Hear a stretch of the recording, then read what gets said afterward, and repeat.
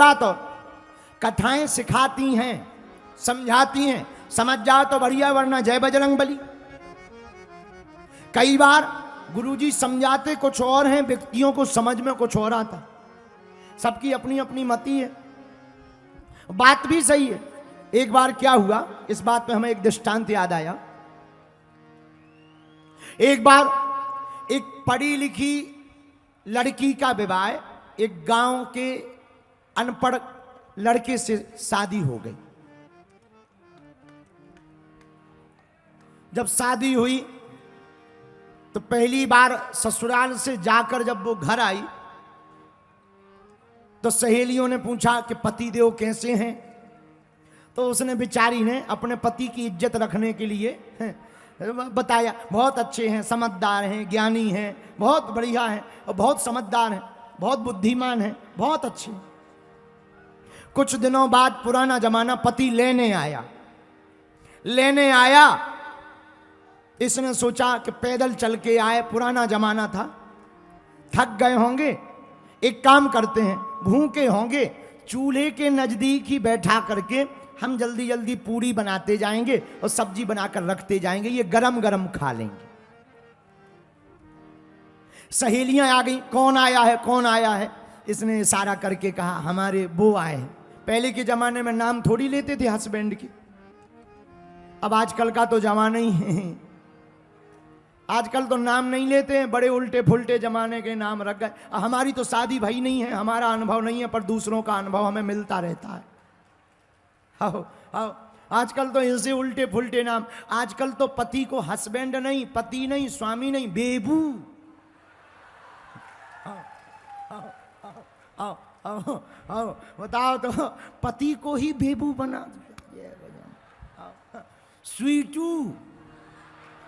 अरे राम राम राम, जय हो भारतीय नारियों। खैर कुरुक्षेत्र की माताएं ऐसी नहीं हैं। आप लोग बुरा ना मानना, क्योंकि अभी हमें 2 दिन टिकना है यहाँ। ये बात तो हम वेस्ट इंडीज वालों की बता रहे हैं। तो वो पत्नी बेचारी सीधी सादी गांव की पत्नी, तो सीधा साधा गांव का पति, पत्नी समझदार, कुरुक्षेत्र की पढ़ी लिखी। उसने कहा चूल्हे के नजदीक बैठा देते हैं। तो सहेलियां आ गई, कौन आया है। उसने कहा हमारे वो आ गए। अच्छा अच्छा अच्छा, हाँ जीजा जी आए। सालियों ने मजाक शुरू की।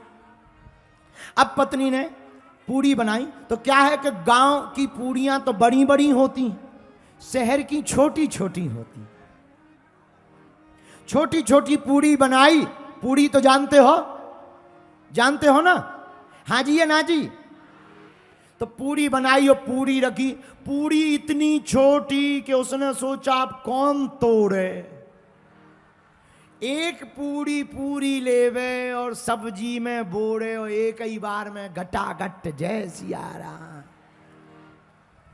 अब जो उसकी स्त्री की पत्नी की सहेलियां थीं वो मन ही मन हंसे, मुंह छिपा छिपा कर। पत्नी को बेचारी को बड़ा बुरा लगे कि हमने इनकी बड़ी इज्जत बनाई थी, समझदार हैं, बुद्धिमान हैं, ये नाकई कटा रहे, दिमाग खराब कर रहे। पत्नी अब बोल तो कुछ सकती नहीं, तो इशारा करके बोले 1 के 2 तो कर जाओ, कम से कम 2 तो करो। 2 पति को लगा कि पत्नी समझदार है, वो समझ गई कि हम भूखे हैं, सो वो कह रही 1 नहीं 2 खा। 1 क्यों 2 खाओ, 2। उसने भी पति गांव का बेचारे, हमारे गांव का पति, 1 पूड़ी ले वे नीचे धरे, ऊपर से साग के ऊपर दूसरी पूड़ी और पिज्जा बना के घटाघट खा जा। अब सहेलियां और हंसेंगे, वाह गजब। अब पत्नी का दिमाग खराब, माथा पीटने लगी, हे भगवान इन्हें समझा कुछ और रहे, हमने तो कहा था 1 के 2 करो, अब जी 2 घटाघट खा रहे। अब माथा पटके, माथा जैसे ही पटका सो पति को लगा कि पत्नी कह रही है कि ये पूजा की पूरी है, प्रणाम कर कर खा। आओ तो बेचारा सीधा साधा एक पूड़ी लेवे, साग धरे, दूसरी पूड़ी ऊपर से रखे और बढ़िया माथे में लगा जय माता दी और गटागट खाए। अब पत्नी का मुंह शर्म से लाल, सब सहेलियां हंसे। तब उसने चूल्हे में लकड़ी लगाकर पत्नी ने नाराज होके कहा, अरे चूल्हे, इससे अच्छा तो जैसा पहले जल रहा था वैसे ही जलता ठटरी के बरे। इससे अच्छा तो वही ठीक था कि एक एक पूड़ी खा रहे थे। यही हम लोगों का हाल है। कथा में चरित्र समझाना कुछ और चाहता, हम लोग समझना कुछ और चाहते। तो अष्ट सिद्धि की जो चौपाई है वो केवल गाने के लिए नहीं है, 8 सिद्धियां जीवन में समझने के लिए हैं।